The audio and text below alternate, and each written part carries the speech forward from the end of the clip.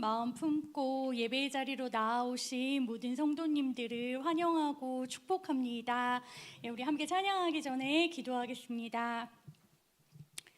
사랑하신 하나님, 예배의 자리로 우리를 불러주시니 감사합니다. 이곳에 모인 우리가 주님 앞에 영과 진리로 예배할 때 주님이 원하고 찾으시는 예배자가 되게 하여 주시옵소서. 하나님 한 분만 바라고 기뻐하는 예배의 시간 되기를 소망하며 주님 홀로 영광 받으시기를 소망하며 예수님의 이름으로 기도드립니다. 아멘.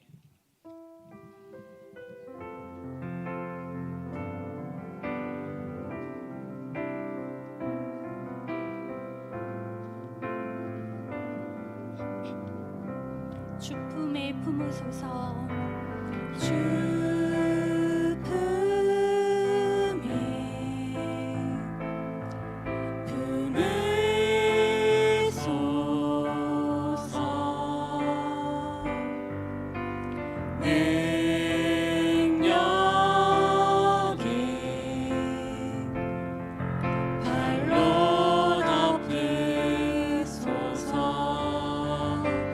거친 파도 날 향해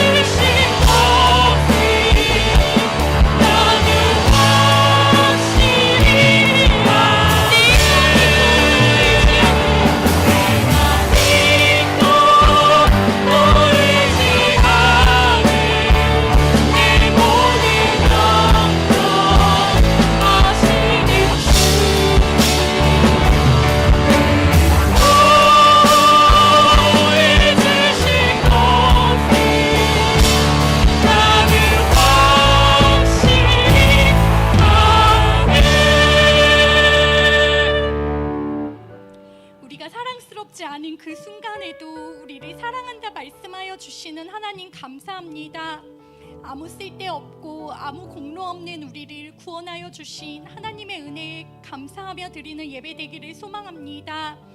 오늘 헌신 예배를 드리는 충남전도회 회원들 믿음 위에 굳게 서서 사회의 구성원으로, 남편으로, 아버지로, 그리고 그리스도의 일꾼으로서의 사명을 깨닫고 결단하는 시간 되도록 이 시간 함께 예배하는 우리 모두가 거룩히 살아갈 힘과 두려움 없는 믿음 주실 하나님을 기대하며 나아가는 예배의 시간 되도록 주어진 기도 제목과 말씀을 전해주실 강사 목사님과 드려질 예배를 위해 주의 이름 한 번 부르고 함께 기도하겠습니다. 주여!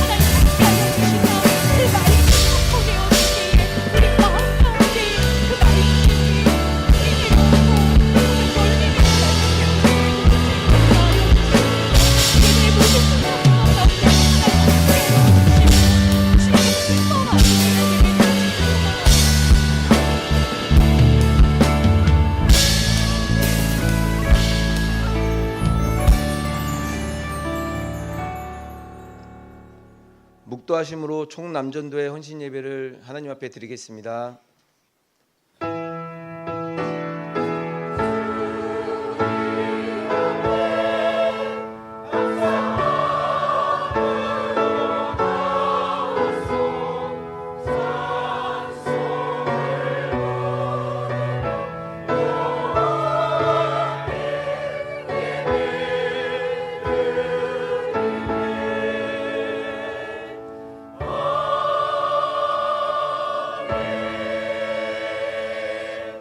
사도신경으로 신앙 고백하시겠습니다. 전능하사 천지를 만드신 하나님 아버지를 내가 믿사오며 그 외아들 우리 주 예수 그리스도를 믿사오니 이는 성령으로 잉태하사 동정녀 마리아에게 나시고 본디오 빌라도에게 고난을 받으사 십자가에 못 박혀 죽으시고 장사한 지 사흘 만에 죽은 자 가운데서 다시 살아나시며 하늘에 오르사 전능하신 하나님 우편에 앉아 계시다가 저리로서 산 자와 죽은 자를 심판하러 오시리라. 성령을 믿사오며 거룩한 공예와 성도가 서로 교통하는 것과 죄를 사하여 주시는 것과 몸이 다시 사는 것과 영원히 사는 것을 믿사옵나이다. 아멘. 찬송가 428장 부르시겠습니다.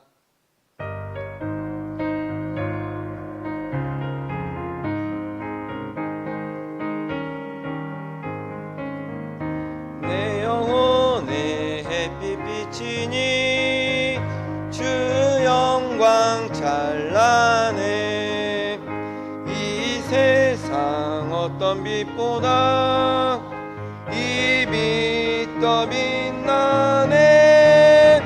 주의 영광 빛난 광채 내게 비춰 주시옵소서. 그 밝은 얼굴 배울 때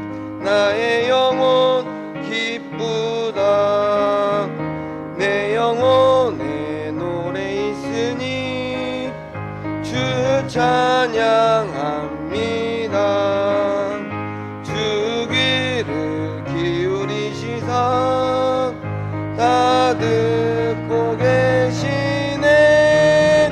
주의 영광 빛난 광채 내게 비춰 주시옵소서. 그 밝은 얼굴 배울 때 나의 영혼 기쁘다. 내 영혼의 봄날 되어서 주 함께 하실 때 그 평화 내게 깃들고 주 은혜 꽃피네. 주의 영광 빛난 광채 내게 비춰 주시옵소서. 그 밝은 얼굴 배울 때 나의 영혼 기쁘다.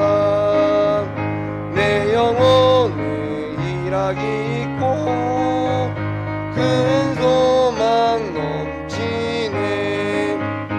주 예수 복을 주시고 또 내려주시네. 주의 영광 빛난 광채 내게 비춰 주시옵소서. 그 밝은 얼굴 배울 때 나의 영혼 기쁘다. 충남전도회 총무로 수고하시는 박군 지사님 기도해 주시겠습니다.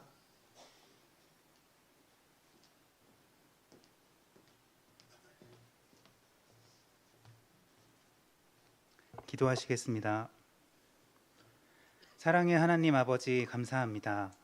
오늘 거룩한 주일 이른 아침부터 저녁 시간까지 주님의 따스한 은혜 안에 거하게 하시고 찬양과 예배의 자리를 기쁨으로 지키게 하시니 진심으로 감사드립니다. 특별히 오늘 저녁에는 총남전도회가 한마음 한뜻으로 마음을 모아 헌신 예배로 영광 돌리게 하시니 이 또한 감사드립니다. 주님, 지난 한 주간도 저희는 허락하신 삶의 터전에서 가정을 지키고 사명을 다하기 위해 세상 속에서 치열하게 살아왔습니다.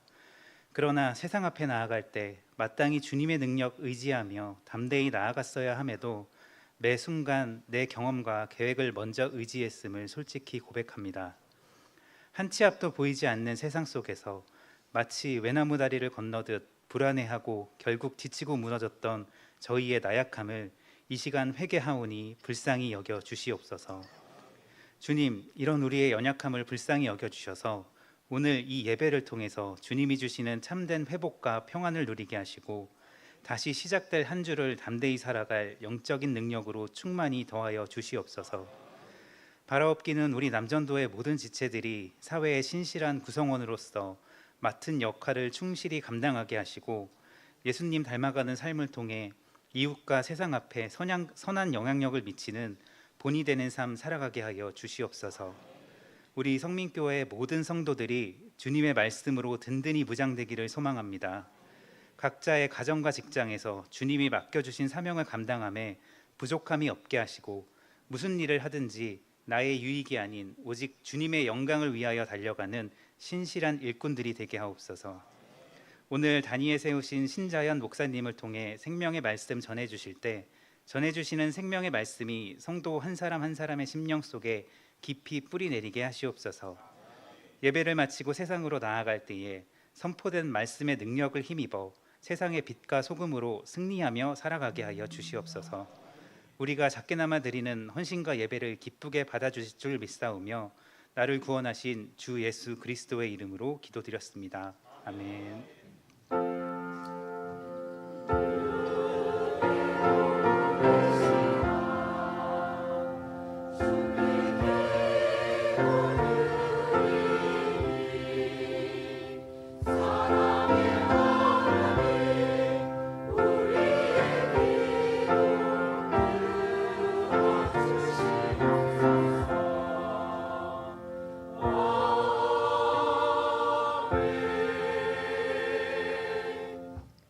이 시간 칠남전도회 회장님으로 수고하시는 이성만 지사님이 나오셔서 성경 봉독해 드리겠습니다.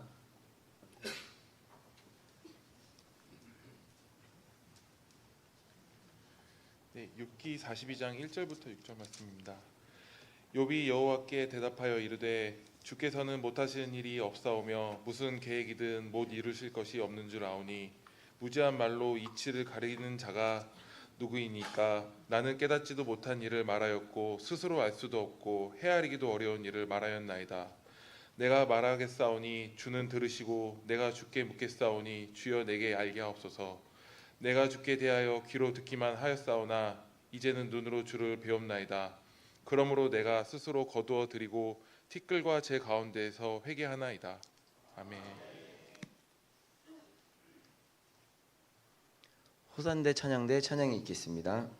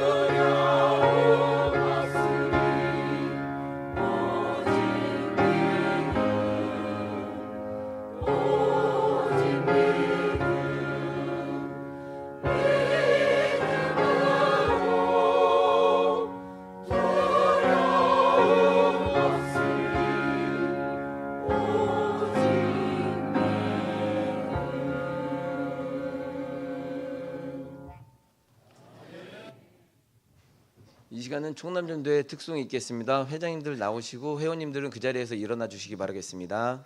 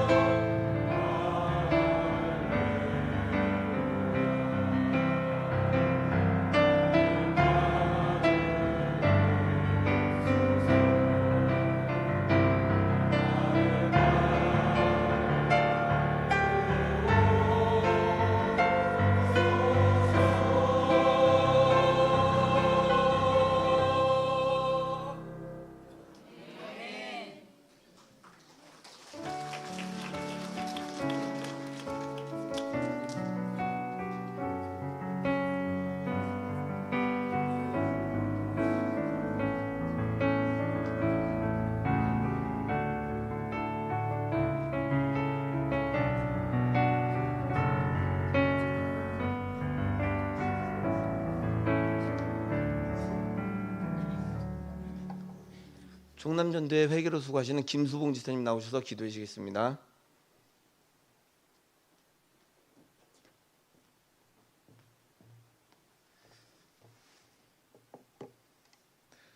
사랑과 은혜가 무한하신 하나님 아버지, 지난 한 주간도 주님의 은혜 아래 저희를 지켜주시고 오늘도 거룩하게 복된 주일에 주님의 보좌 앞으로 불러주시니 진심으로 감사드립니다.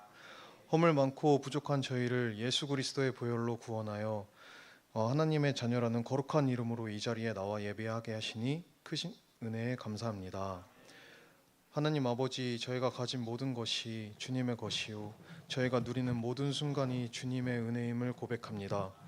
매일의 삶 속에서 때로는 넘어지고 낙심할 때도 있었으나 그 순간마다 저희의 손을 놓지 않으시고 선한 길로 인도하여 주심에 감사를 드립니다. 오늘 그 감사와 사랑의 마음을 담아 주님께서 저희에게 맡겨주신 삶의 결실 중 일부를 떼어 예물로 드립니다. 양의 크기보다 드리는 마음의 중심을 보시는 주님 앞에 저희의 온 마음과 정성을 다해 드리오니 이 예물을 기쁘게 받아 주시옵소서. 바쳐진 이 예물이 하나님 나라의 확장을 위해 귀하게 쓰이게 하시고 세상의 어두운 곳을 밝히는 빛과 소금이 되게 하여 주시옵소서. 소외되고 약한 이웃들에게 주님의 따뜻한 사랑이 전해지는 거룩한 통로가 되게 하시고 주님의 교회가 이 땅의 소망을 선포하는 일에 부족함 없도록 축복하여 주시옵소서. 물질의 유혹과 세상의 어려움 속에서도 흔들리지 않는 믿음을 주시고 오직 주님만이 삶의 주인이심을 고백하며 살아가게 하시옵소서. 여러 가지 사정과 형편으로 마음은 있으나 예물을 드리지 못하는 손길들 위에도 동일한 은혜와 위로를 더하사 더욱 크신 주님의 사랑을 경험하게 하시옵소서. 오늘 드린 이 예물뿐만 아니라 저희의 남은 삶과 시간 전체를 주님께 거룩한 산제물로 드리기를 원하옵나이다. 저희의 삶이 늘 감사와 찬양이 되게 하실 줄 믿사오며 우리를 죄에서 구원하신 예수 그리스도의 이름으로 기도드립니다. 아멘.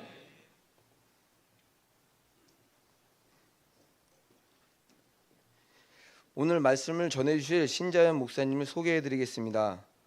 목사님께서는 청년 시절 예수님을 인격적으로 만나신 후 신학과에 다시 입학하시며 하나님의 부르심에 순종하셨습니다. 이후 유치부, 초등부, 청소년부, 장년부까지 사역의 현장을 가리지 않고 복음을 전하는 일에 헌신하셨고 그 발걸음마다 사역의 아름다운 흔적을 남기신 분이십니다. 특별히 이전에 사역했던 김현민 목사님의 사수 목사님이 바로 신자연 목사님이라고 합니다. 또한 목사님께서는 2번의 개척 사역을 감당하셨는데 먼저는 필리핀 다호에서 한인 성도들과 함께 예배 공동체를 세우는 사역을 하셨고 현재는 대전에 있는 기쁨의 제자들 교회 담임 목사로 섬기시며 가정과 영혼들을 하나님의 말씀으로 회복시키는 사역에 힘쓰고 계십니다. 오늘 하나님께서 목사님의 말씀을 통해 성민교회 가운데에도 새 힘과 회복의 은혜를 부어주실 줄 믿습니다. 저희들 목사님 나오실 때 두 손 들어서 할렐루야로 신자연 목사님을 강단으로 모시겠습니다. 네, 주 안에서 만나뵙게 되어 반갑습니다. 이렇게 두 손 들고 할렐루야는 오랜만에 또 저도 이렇게 보는 것 같습니다. 너무 감사드리고 환대해 주셔서 너무 감사드립니다. 저는 대전 동구에서 이제 개척한 지 4년 반 된 기쁨의 제자교회를 섬기고 있는 신자연 목사입니다. 또 불러주시고 또 주님 안에서 만나뵙게 되어 감사드립니다. 제가 좋아하는 교회 표어 중에 하나가 인사만 잘해도 먹고는 산다입니다. 참 투박하지만 어쩌면 성경과 삶을 조화시킨 표어 같아요. 저희 교회 학생들한테도 저희 교회가 아이 성향 한 7, 80%거든요. 누가 와도 인사를 안 하더라고요. 그래서 보통 우리 교회 성도님 아니면 외부 손님이나 아니 강사님 둘 중에 하나일 거 아니에요. 그런데도 늘 이렇게 뻥긋뻥긋 이렇게 맞아주시는 거예요. 그래서 제가 우리 교회가 인사부터 먼저 합시다. 그래서 개척하면서 인사부터 가르친 것 같아요. 그래서 안녕하세요, 반갑습니다, 잘 오셨습니다. 근데 아이들한테도 인사를 2년 동안 가르치니까 지금 교회 분위기가 얼마나 밝고 또 환해지는지 모릅니다. 그래서 우리 그런 의미에서 우리 옆에 귀한 성도님하고 이렇게 인사했으면 좋겠습니다. 인사만 잘해도 먹고는 삽니다. 인사만 잘해도 먹고는 삽니다. 아멘. 네. 우리 특별히 오늘 총남 전도회 헌신 예배로 드리는데 여러분 교회는 남자 성도님들이 든든히 서야 아름답게 서 나가야 될 줄 믿습니다. 그래서 정말로 오늘 특송 또 우리 성가대 특송 너무나 은혜롭고 하나님께서 우리의 삶과 특송을 귀하게 받아주신 줄 믿습니다. 우리 그런 의미에서 우리 또 남성교회 또 서로 옆에 분에게도 당신은 주님 앞에 정말로 중요한 사람입니다. 당신은 중요한 사람입니다. 우리 한 번 더 인사해. 당신은 중요한 사람입니다. 당신은 중요한 사람입니다. 아멘. 아멘. 여러분, 우리가 믿는 신앙과 미신의 차이점이 있습니다. 바로 변화의 대상을 누구로 보느냐에 따라 누구를 변화시키느냐에 달려 있는 것이죠. 여러분, 미신은 자신의 필요와 욕구에 맞게끔 내가 나의 소원을 위하여서 신을 변화시키고자 하는 것입니다. 그래서 내 열심과 나의 정성을 다하여서 신을 감동시키고 달래어서 그렇게 자신의 소원을 이루려고 하는 것이죠. 여러분, 반면에 신앙은 정반대입니다. 절대자이신 하나님 앞에 우리의 삶과 우리의 내면이 바뀌어 가는 것이 기독교 신앙임을 믿습니다. 하나님의 기준, 하나님의 성품에 맞게끔 우리의 내면과 삶이 끊임없이 넘어져도 다시 일어나 하나님의 성품과 기준에 맞게끔 변화시켜 나가는 것입니다. 다시 말해서 하나님을 변화시키려는 것이 아니라 하나님 앞에 우리가 변화되는 것, 우리가 하나님을 믿는 자답게 살아가는 것이 신앙임을 믿습니다. 여러분, 이렇게 하나님께서 우리의 내면과 삶을 변화시킬 때 가장 많이 사용하시는 도구가 무엇일까요? 바로 고난입니다. 하나님은 고난을 통해 우리 믿는 자에게 다가오시고 우리를 변화시켜 가세요. 그래서 고난은 성경 전체의 주제이기도 하면서 우리의 믿는 자의 삶과 뗄래야 뗄 수 없는 아주 중요한 주제입니다. 여러분, 아마 저도 그렇고 우리 귀한 성민교회 성도님 중에 고난을 기쁘게 받아들이고 고난과 고통을 좋아할 사람은 아무도 없을 것입니다.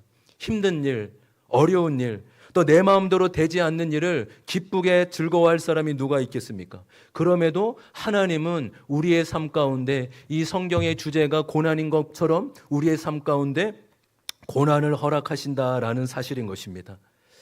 여러분, 인간이 하나님을 언제 찾고 만나게 될까요? 바로 내 힘으로 되지 않을 때, 내 지혜로 얼마든지 살 수 있다고 여길 때는 나를 믿고 나만 의지하고 살게 되죠. 그러나 내 힘과 지혜의 한계를 부딪히게 될 때, 아, 그렇구나. 내 인생이 내 마음대로 되는 것이 아니구나. 내 인생에 스톱도 있고, 나는 가고자 하는데 스톱될 때도 있고, 나는 멈추고 싶을 때 가야 할 때도 있고, 내 인생이 내 마음대로 되지 않을 때 우리는 그 위기와 절망 속에서 하나님을 찾고 만나게 될 줄 믿습니다.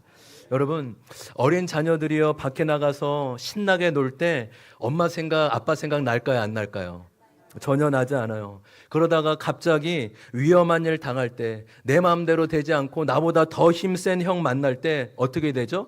엄마 부르면 돼요. 아빠 부르면 돼요. 엄마, 아빠! 라고 찾습니다. 신나게 놀 때는 엄마, 아빠 생각 하나도 안 나다가 어려운 일 만나면 엄마를 찾는 것입니다.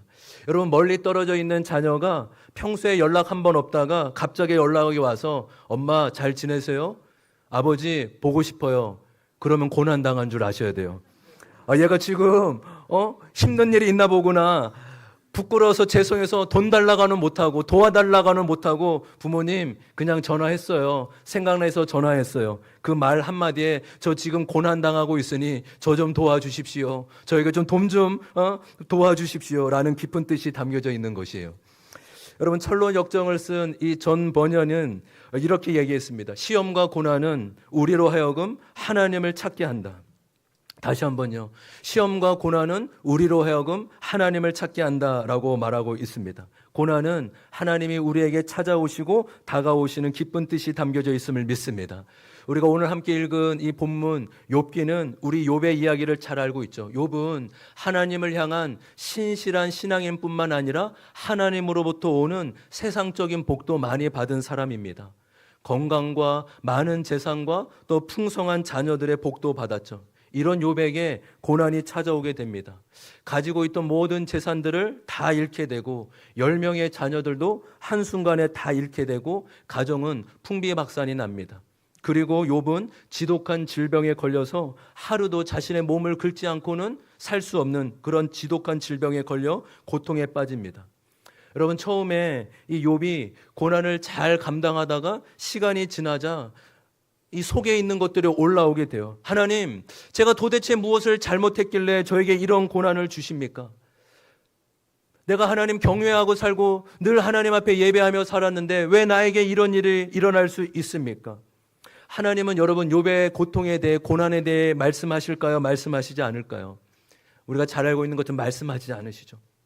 아무런 말씀도 하시지 않으시고 계속 침묵만 하십니다. 하나님의 그 침묵이 길어질수록 아마 고통은 자신의 몸에 입은 그런 고통보다 하나님이 응답하지 않고 이 침묵하고 있는 것에 대해서 더 괴로웠을 것입니다. 그런데 드디어 욥기 후반부에 보면 하나님이 욥에게 말씀해 주기 시작하시죠.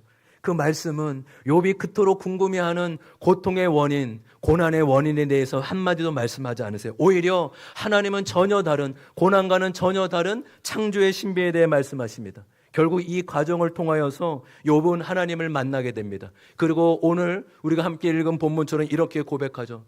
하나님, 제가 이전까지 하나님에 대해서 귀로만 듣게 되었는데 이제는 눈으로 하나님을 본 것 같습니다.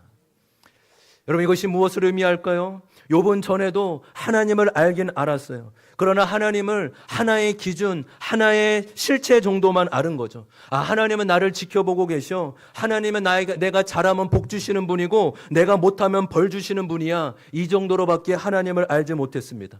그런데 욥이 고난을 통해 하나님을 진정으로 알게 돼요. 그렇구나. 하나님은 누군가의 설명이 필요한 분이 아니시구나. 하나님은 자유를 가지시고 인간의 삶에 얼마든지 간섭하시고 주관하시는 분이 하나님이시구나. 하나님은 나와 같은 인격을 가지고 우리의 삶을 간섭하시는 분이시구나 라는 것을 깨닫고 하나님을 높이고 인정하게 됩니다. 그러니까 이전까지 욥은 고난 이전에는 하나님을 하나의 실체 정도로만 여겼다면 이제 욥은 고난을 통해 하나님의 인격적이신 분, 하나님은 내 삶에 간섭하시고 주관하신 분으로 만나게 되는 것입니다. 여러분, 욥기가 우리에게 말해주려고 하는 주제가 무엇입니까? 그것은 그 어떤 고난을 당하서라도 하나님을 아는 것과는 비교할 수 없다라는 거예요.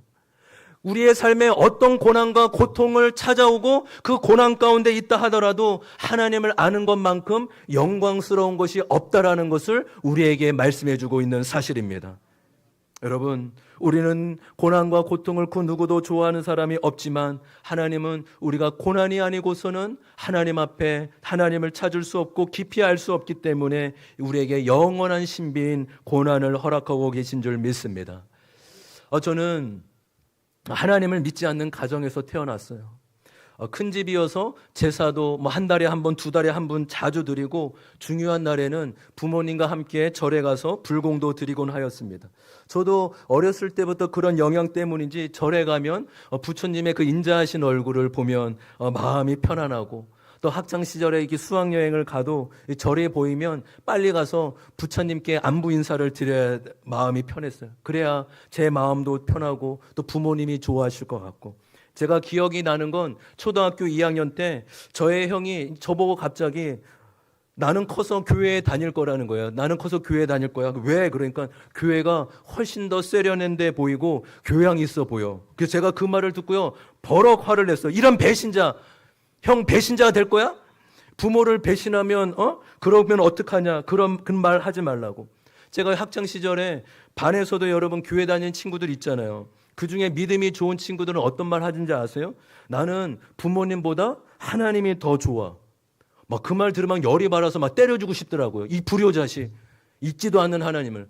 근데 마음으로만 그랬어요. 왜냐하면 제가 맞을까봐, 오히려 때리다가 맞을까봐 속으로만 욕했습니다. 말도 안 되는 얘기 하지 말라고. 교회 다니는 사람 보면 위선자 같고 얼마나 힘이 없고 모자르면 자신을 믿지 못하고 있지도 않는 하나님을 믿을까. 이렇게 하나님을 무시했죠. 그러다가 저희 집안에 복음이 찾아오게 된 계기가 있었습니다. 중3 때 어머니가 이제 암에 걸리셨는데 고3 초에 어머니가 돌아가시게 됐어요. 어머니가 돌아가시기 이틀 전에 몇몇 분이 병실에 찾아오셨어요. 저는 처음 본 분인데 가까운 교회에서 온 분들이고 예배를 드리러 오신 거예요. 저는 그 순간에도 반감이 엄청 컸습니다. 아니, 왜 모르는 분들이 여기 와서 이런 걸 하고 있나? 빨리 아무 상관도 없는 이분들 왜 와서 저런 모습하지? 빨리 나갔으면 좋겠다라는 마음이 있었습니다. 그때 목사님께서 의식이 거의 없는 어머니께 복음을 전하시는데 조금씩 고개를 끄덕이는 것 같았습니다. 그리고 이틀 뒤에 정말 환한 얼굴의 모습을 띠고 돌아가셨습니다. 한평생 우상만 섬기다가 불교대학과 불교 반지 이런 거 끼다가 죽음을 며칠 앞두고 복음을 접하고 예수님을 영접하게 된 것이죠. 저는 그해 이 수능 시험을 끝나고 교회 다니기 시작하면서 나중에 알게 되었습니다. 아, 내 엄마가 예수님이 목사님이 전화해 주신 복음을 듣고 한평생 우상을 섬기며 이렇게 죽음을 맞이했지만 돌아가시기 이틀 전 복음을 듣고 예수님을 믿고 천국에 가셨다는 확신이 들게 되었습니다.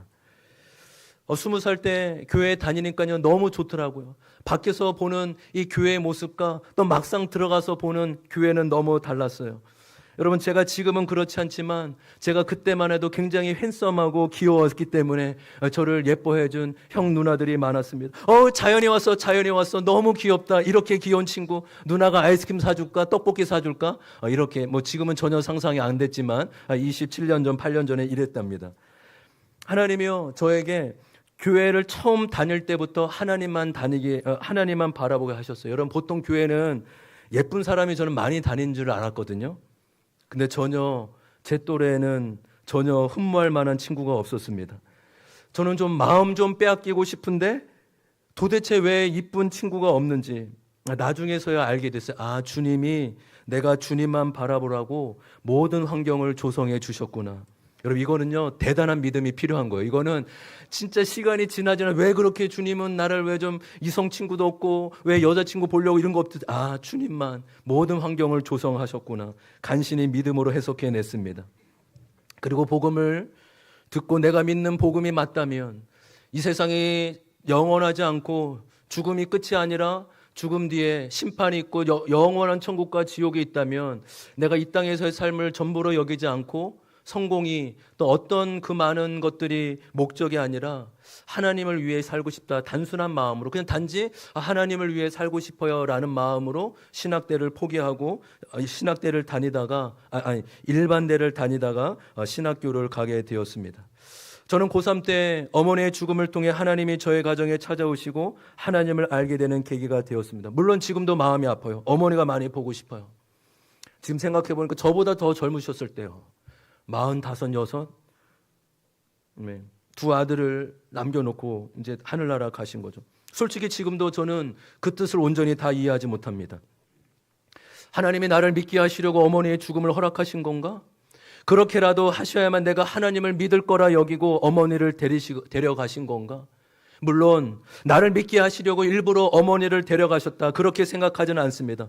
어쨌든 하나님은 어머니의 죽음을 통해 저에게 찾아오셨어요. 지금도 가끔 생각해요. 혹시 나에게 그런 일이 없었다면 나는 지금 하나님을 믿는 사람으로 살아가고 있을까? 장담할 수 없을 것 같아요. 여전히 어쩌면 교회를 욕하고 성도들을 욕하고 하나님을 무시하며 손가락질하며 살고 있는 제가 됐을지도 모릅니다. 하나님의 뜻을 온전히 다 이해할 수는 없지만 고난 안에 언제나 하나님 우리에게 찾아오시는 하나님의 구원의 은혜가 담겨져 있음을 믿습니다. 아마 우리 가운데서도 우리 귀한 우리 성민교회 성도님 가운데서도 고난이 없었더라면 예수님을 찾거나 믿지 않은 사람들도 있었을 것입니다. 그러나 그 고난이 있었기 때문에 지금도 여전히 생각하면 마음이 아프고 힘들고 고통스러운 그 고난이 있었기 때문에 하나님을 찾게 되고 하나님을 만나게 되는 놀라운 은혜를 경험하게 된 줄 믿습니다. 그래서 저는 저희 교회의 주제가는 고난이에요. 저는 그래서 우리 교회 성도들한테 자녀 잘 된 것도 중요하죠. 뭐 어디 승진한 거, 연봉 오른 거 중요하죠. 그것도, 근데 여러분 그거는 말하지 말라고 해도 성도들은 말해요. 좋은 일이 있어요. 왜 이렇게 좋아하지? 아, 연봉이 올랐구나. 자녀가 좋은 데 갔구나. 취직됐구나. 근데 주님은 어쩌면 우리에게 성공의 이야기보다 고난의 이야기를 더 해주고 싶은지도 모르세요. 고난당한 것이 부끄러운 것이 아니라 오히려 그 고난을 하나님 앞에, 성도 앞에 함께 나누고 그 고난에 대해서 함께, 그럼에도 우리가 이 고난 가운데서도 주님을 붙들고 나아가자. 그 고난에도 하나님의 선하신 뜻이 담겨져 있지 않냐. 여러분, 우리가 우리의 가정과 또 우리의 자녀들에게 어쩌면 하나님이 우리의 가정과 자녀들을 택했는데도 불구하고 지금 주님을 떠나 있다면 우리의 가정과 자녀에게 주님이 고난을 주실 수도 있어요. 여러분, 그럴 때 그 고난을 보고 이게 웬일이야, 이게 웬일이야, 우리 아이에게 왜 이런 일이 있어, 그렇게 아파하는 것이 아니라, 아, 그렇구나, 주님이 우리의 자녀 가운데 역사하고 간섭하기 시작하셨구나. 아멘이 나오면 좋겠습니다. 갑자기 우리 자녀의 만큼은 고난이 아니잖아요. 할렐루야. 고난 가운데 주님의 놀라운 구원의 은혜가 담겨져 있음을 믿습니다. 김양재 목사님께서 이런 말씀을 자주 하세요. 이 땅에서 잘되고 번성해서 예수님을 믿지 않는 것이 가장 큰 저주이다. 여러분, 이게 어떻게 말이 돼요? 이 땅에서 우리는 그렇게 잘되고 싶다고요. 번성하고 싶다고. 그런데 그 번성에서 오히려 예수님을 믿지 않는 것이 가장 큰 저주가 될 수 있다라는 것입니다. 고난을 통해 우리는 하나님께 나왔고 예수님을 알게 되었다면 그것이야말로 가장 큰 은혜가 담겨져 있는 줄 믿습니다. 그래서 고난은 저와 여러분에게 믿는 자의 은혜예요. 우리 귀한 하나님의 그 예수 그리스도의 핏값으로 세운 우리 귀한 안산 성민교회가 하나님이 주신 고난 가운데 믿음이 더욱더 살아있는 그런 아름다운 교회로 하나님의 붙잡아 주시는 은혜가 날마다 넘치기를 주님의 이름으로 소망합니다. 하나님은 저는 믿어요. 하나님 우리의 삶이 형통하길 원하시고 성공하고 또 잘되길 원하시는 건 저는 하나님이 그런 분이라고 믿어요. 그러나 하나님은 언제나 우리의 생명과 우리의 영생에 가장 큰 관심이 있으신 분이심을 믿습니다. 돈을 잃게 돼도 영생을 얻게 된다면, 건강을 잃어도 영생을 얻게 된다면, 모든 것을 다 잃어도 천국을 얻게 된다면 하나님은 그것을 가장 원하시고 기뻐하신다는 사실인 것입니다. 고난을 통해 영생을 얻게 하실 수만 있다면 하나님은 우리의 삶 가운데 그것을 허락한다는 거죠. 여러분, 저는 젊은이들에게 많은 복음을 전해봤어요. 여러분, 복음은요 논리로 전하는 게 아니더라고요. 고난 당한 자가 주변에 분명히 있을 겁니다. 그 고난 당한 자에게 나의 고난을 나눠주시면 그게 전도예요. 아무리 하나님 살아계셔 너 사랑해 교회 한번 와봐 이게 아니라 고난 당한 자가 우리 주변에 분명히 있다니까요. 그 고난 당한 자에게 최고의 복음은 뭐라고요? 내 고난을 나누는 거예요. 나의 아픔을 나누는 거라고요. 우리 애들 잘된 이야기, 좋은 대학교 간 것이 그들은 도움은 돼요. 도전은 받고 부럽다고 했는데 부러워도 교회 안 다녀요. 예수님 안 믿어요. 근데 어떻게 예수님께 돌아오냐? 내 고난을 나누면 그들이 하나님께 돌아오더라고요. 아멘. 고난에 놀라운 하나님의 신비가 담겨져 있음을 믿습니다. 성공을 자랑하는 자가 아니라 고난을 자랑하고 고난을 고백하는 은혜가 있었으면 좋겠어요. 또 하나 하나님께서 우리에게 고난을 허락하시는 이유는 고난은 생명을 낳기 때문이에요. 한번 따라할까요? 고난은 생명을 낳는다. 고난은 생명을 낳는다.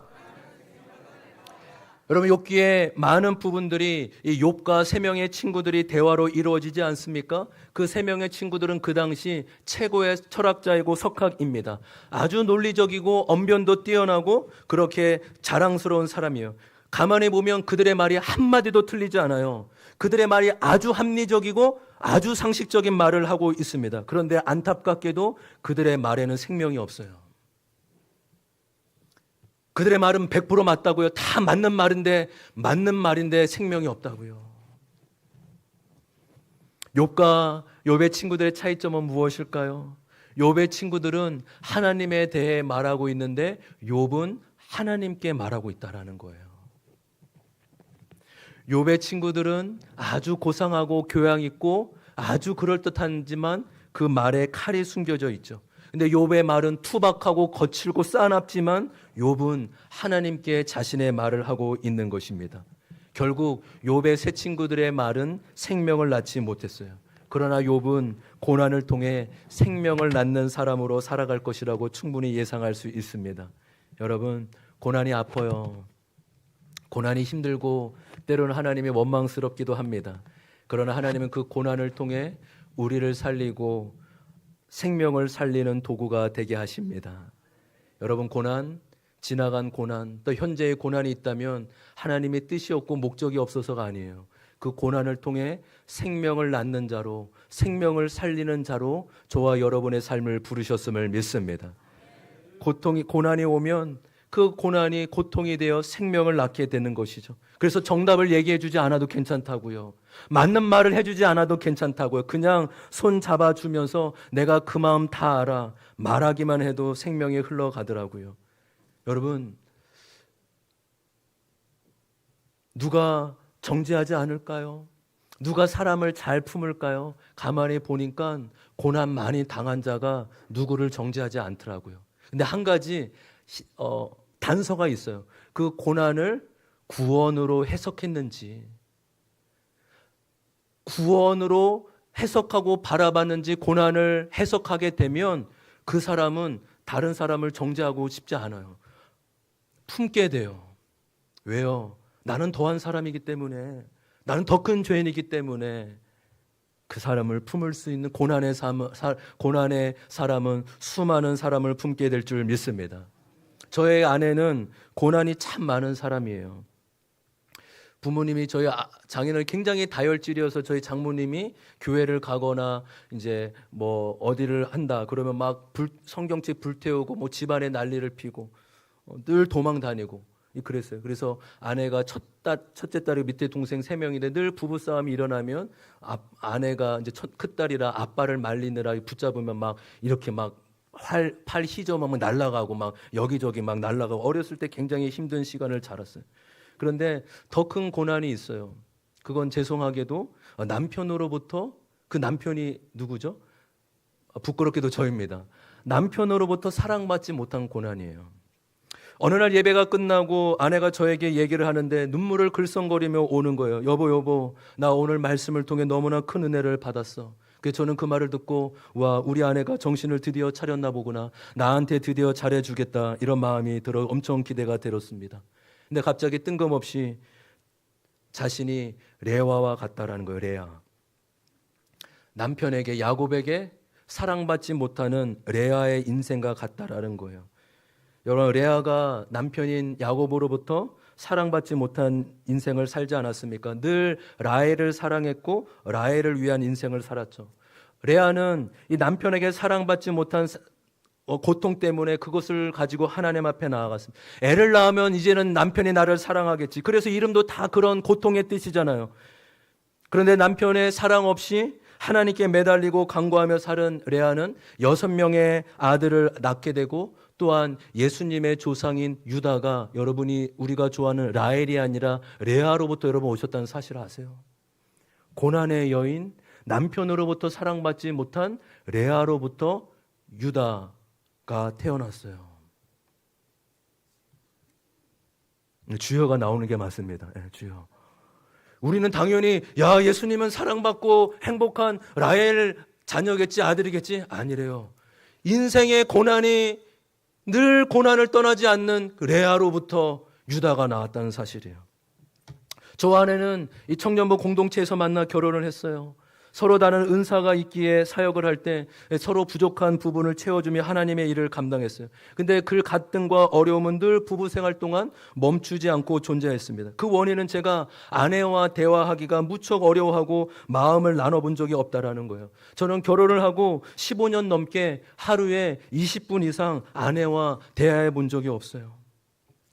바빠서가 아니에요. 물론 이제 밥 먹는 얘기, 애들 키우는 얘기 정도는 하지만 그것도 채 20분 정도 되지 않은 것 같아요. 그 이상의 대화, 마음에 있는 대화를 해본 적이 없어요. 아내가 싫어서도 아니고 바빠서도 아니에요. 그저 아내와 단둘이 대화하는 게 어렵고 저의 마음속에 있는 얘기를 하는 게 저에게는 너무나 힘들고 어렵더라고요. 사람을 만나고 신방하면 1시간, 2시간 어렵지 않게 얘기하고 만나고 또 청년부 사역할 때 어쩔 수 없이 자매를 만나도 1시간 얘기하는데 아내가 얼마나 그 모습을 보고 힘들어했겠어요. 근데 이상하게도 정말 아내하고는 그게 되지 않았어요.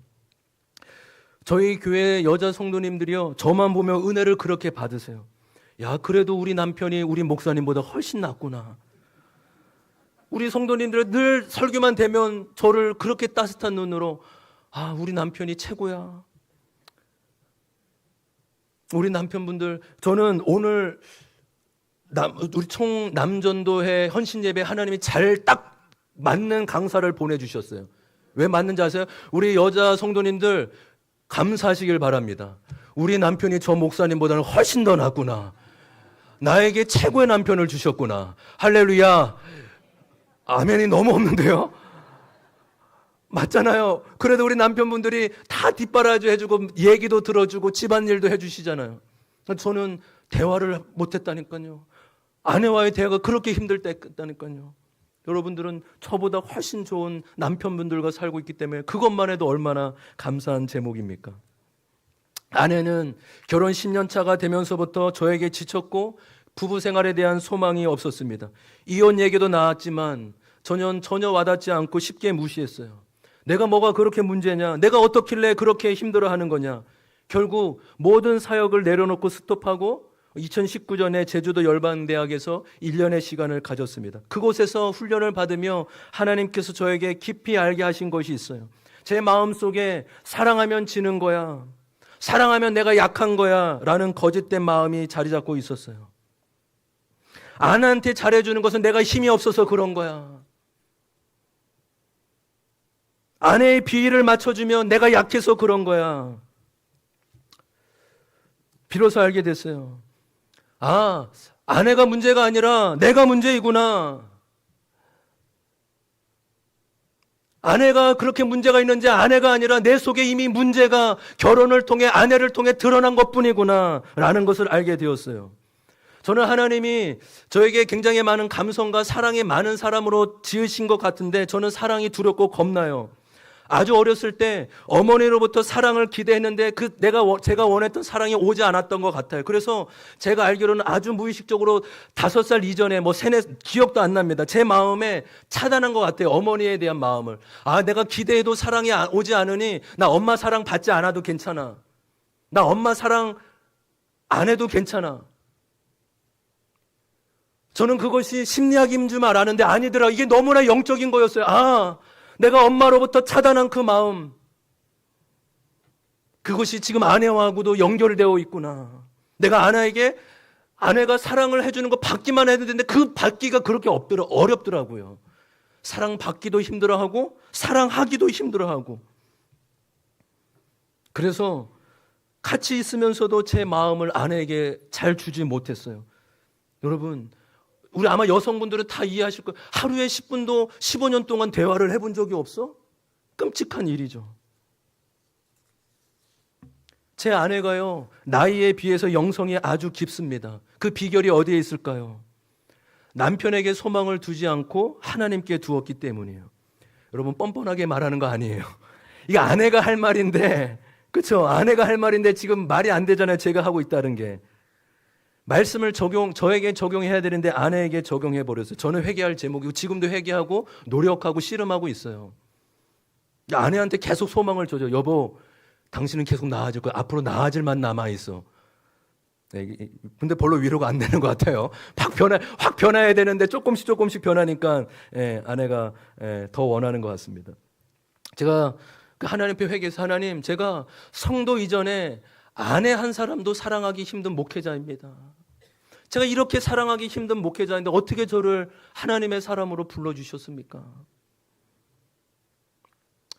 여러분, 제가 이 말씀을 왜 드릴까요? 고난이 멀리 동떨어진 주제가 아니라 좀 한 사람 한 사람 쉽게 적용해 볼 수 있도록, 좀 찾아볼 수 있도록 예를 들어 드린 거예요. 제 아내에게는 남편이 고난이라고요. 아, 사랑해 주지 않는 남편, 마음을 주고 싶어, 내가 내 마음을 주고 싶어도 받지 않는 남편이 고난인 거죠.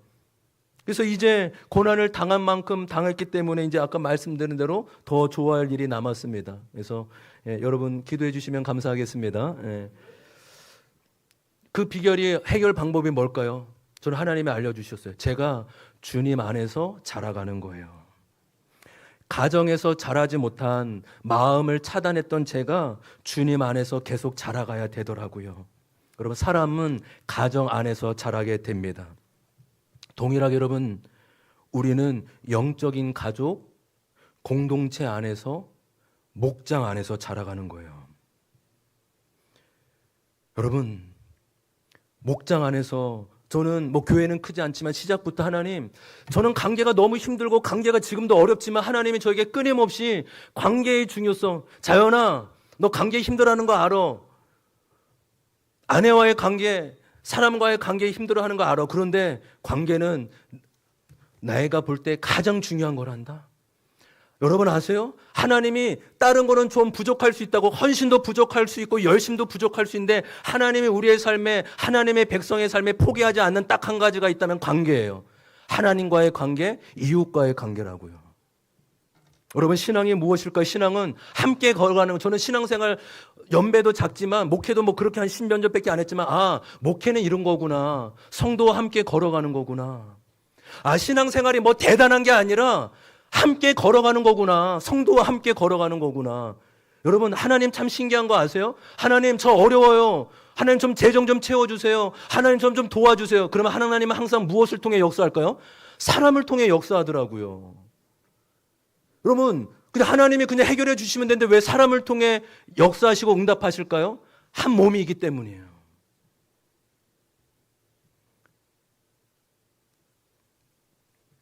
그렇구나. 함께 걸어가는 것, 함께 삶을 나누는 것이 신앙생활이구나. 하나님은 우리에게, 나에게 대단한 헌신이 아니라 여보 같이 가자. 우리 성도님, 집사님, 장로님 같이 가요.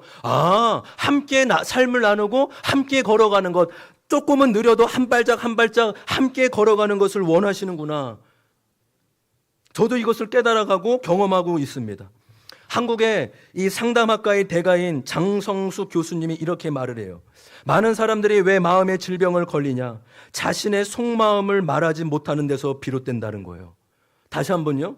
수많은 사람들이 왜 마음의 질병에 걸리느냐? 그 원인이 한국 상담학과의 대가거든요. 이분이 뭐 유튜브만 쳐도 너무 잘 나오는데 자신의 속마음을 나눌 사람이 없기 때문에 사람들이 다 병에 걸린다는 거예요. 감추고 싶고 괜찮은 척하고 싶고 좋은 모습 보이고 싶고 속마음을 얘기하지 못해서 마음이 병에 든다는 거죠. 그래서 여러분, 결론이 뭘까요?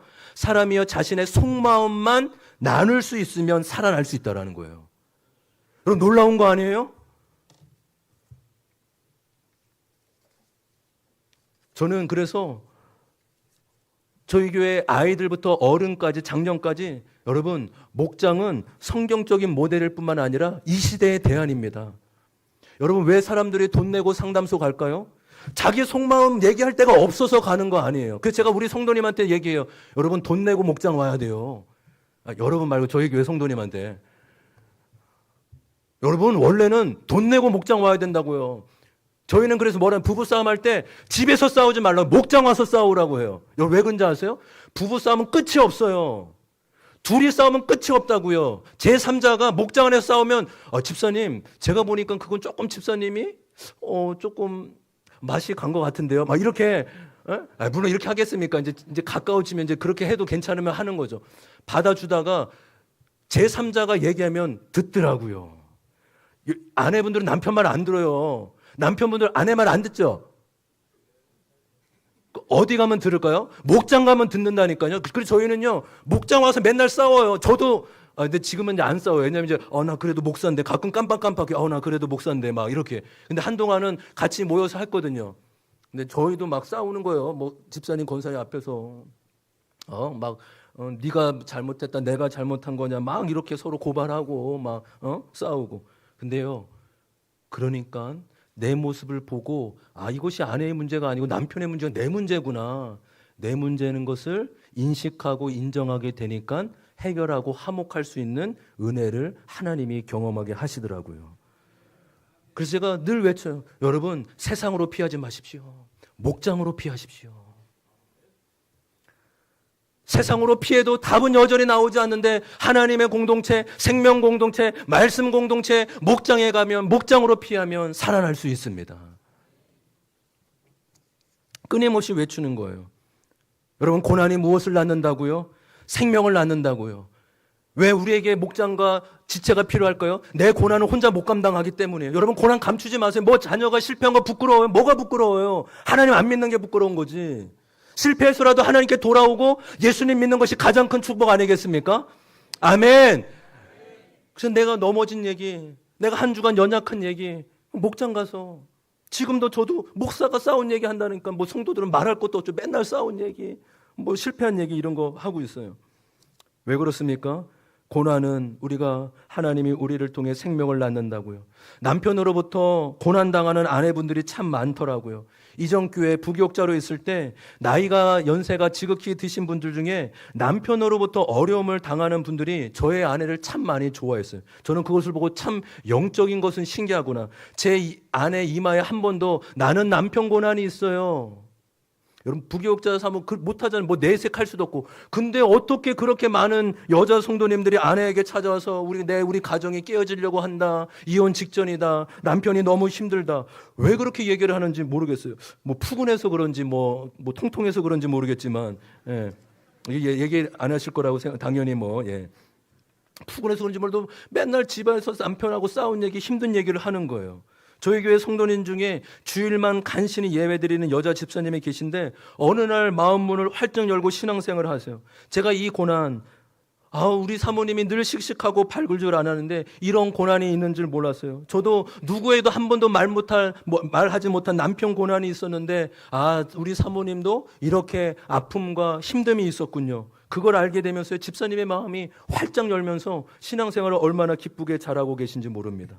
여러분, 우리 귀한 우리 안산 성민교회 우리 성도님들의 고난은 무엇입니까? 하나님은 그 고난이 고난으로 끝나는 걸 결코 원하지 않으십니다. 그 고난을 통해 반드시 생명을 낳고 생명을 살리는 사람으로 하나님께서 귀하게 사용하실 줄 믿습니다. 그 고난만 나누시면 돼요. 사람은 성공 이야기보다 고난 이야기를 통해 감동을 받고 주께 돌아오더라고요. 말씀을 정리하도록 하겠습니다. 고난을 좋아하는 사람은 아무도 없어요. 그러나 하나님은 우리에게 고난을 허락하시는 분이십니다. 하나님은 우리에게 고난을 통해 찾아와 주시고 하나님의 어떠한 분이신지 우리에게 깊이 알려주시고 만나주시는 분이심을 믿습니다. 어쩌면 저도 예배를 누구보다 사랑하고 예배를 20살 때부터 지금까지 거의 모든 예배를 빠지지 않고 신앙생활을 했던 사람이에요. 그런데 저는 지금 돌아보면 예배가 나를 변화시킨 것도 물론 있지만 어쩌면 나에게 당한 고난이, 삶의 고난이 저를 하나님께 더 가까이 만든 가장 큰 자양분이 됐다고 저는 분명하게 고백할 수 있습니다. 아마 귀한 성도님 동일하게 하나님의 허락한 그 고난을 통해 우리가 주께 더 가까이 나가게 된 줄 믿습니다. 고난은 우리로 하여금 진정으로 하나님을 알게 되고 생명을 전하는 자로 살아가게끔 하신 줄 믿습니다. 고난은 나를 연단시키고 성숙한 자로 살아가게 하신 줄 믿습니다. 마지막으로 고난은 우리로 하여금 생명을 나누고 생명을 전하는 자로 살아갈 줄 믿습니다. 여러분, 하나님이 주신 고난이 하나님의 선하신 뜻이 담겨져 있음을 믿고 그 고난 가운데서도 하나님을 늘 의지하며 동행하는 귀한 우리 안산 성민교회 귀한 성도님 되길 주님의 이름으로 축원합니다. 아멘. 우리 잠시 기도하도록 하겠습니다.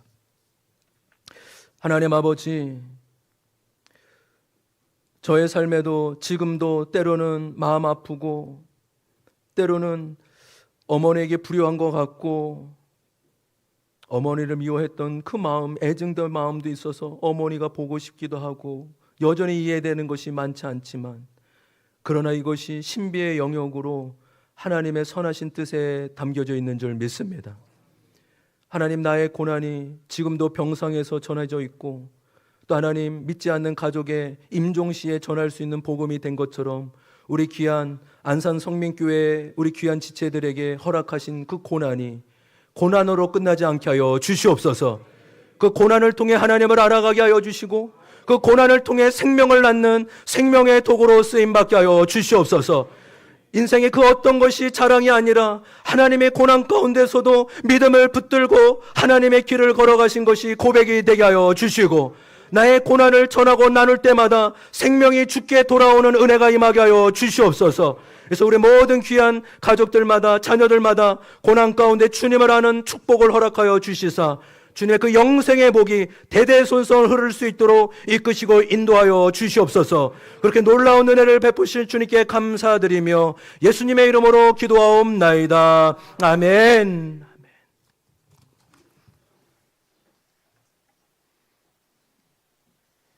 찬송가 353장 부르시겠습니다.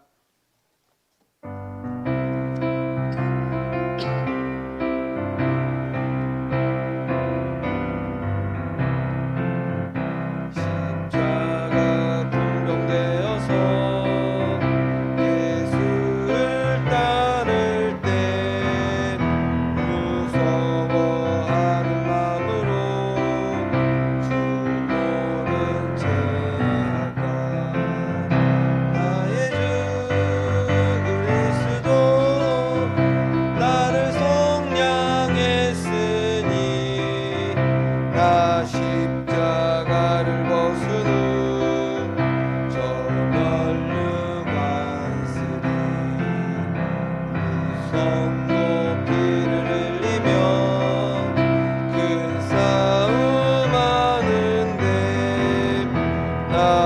어찌 편히 누워서 상받기 바랄까.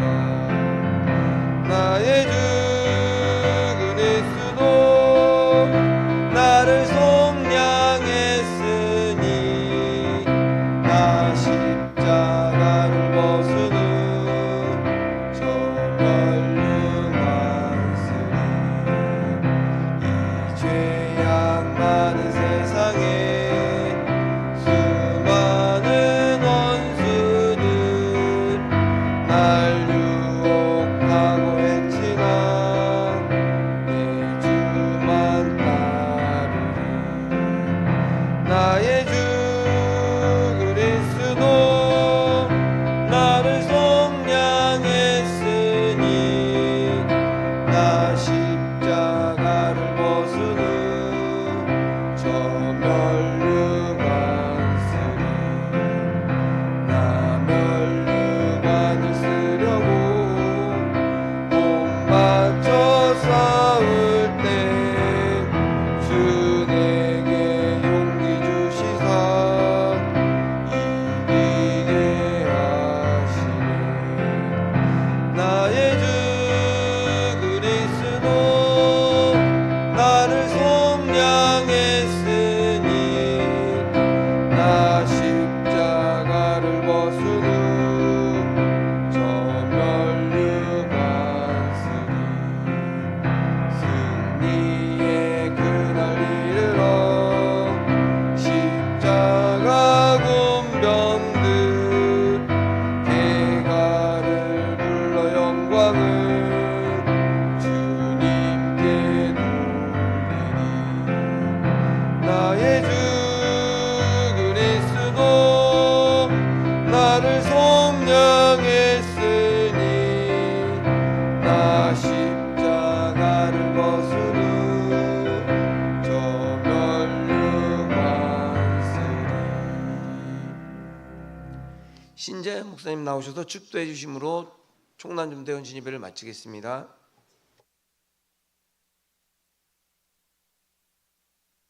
와, 그 아들을 주시기까지 우리를 사랑하신 성부 하나님의 크신 사랑과 우리를 날마다 의의 길로 진리의 길로 인도하시는 성령님의 감화 감동 교통하심이 고난 가운데서도 하나님의 뜻이 있음을 바라보며 늘 고난 가운데 주님을 바라보기로 결단하는, 또 고난을 통해 생명을 전하기로 결단하는 모든 성도들 머리 위에, 하늘과 가정과 자녀들 위해 이제부터 영원토록 함께 하시기를 간절히 축원하옵나이다. 아멘.